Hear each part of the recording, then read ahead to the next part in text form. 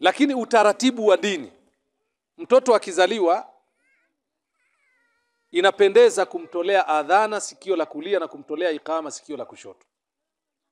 Inapendeza. Sio wajibu na wala sio sunna. Yustahabu ya. Unamtolea adhana sikio la kulia, unamfanyia ikama sikio la kushoto. Alafu unamchagulia min ahabbi asma, majina mazuri, miongoni mwa majina mazuri.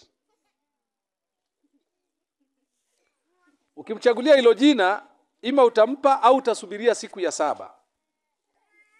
Siku ya 7 baada ya kuzaliwa, ya kwanza, ya pili, ya 3, ya 4, ya 5, ya 6, ya 7, kuna kitu kinaitwa aqiqa. Mtoto wa kike anachinjiwa mbuzi mmoja, wa kiume anachinjiwa mbuzi wawili.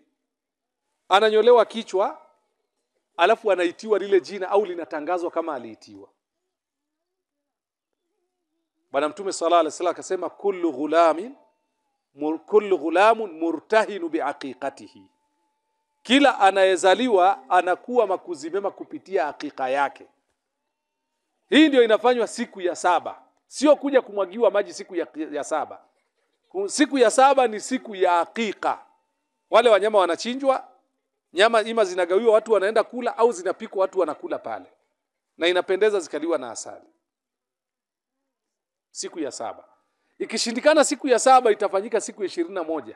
Siku ya 14. Ikishindikana siku ya 14 itafanyika siku ya 21.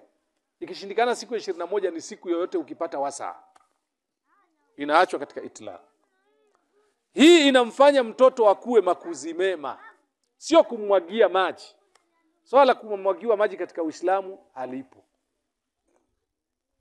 Nadhani imeeleweka jamaa.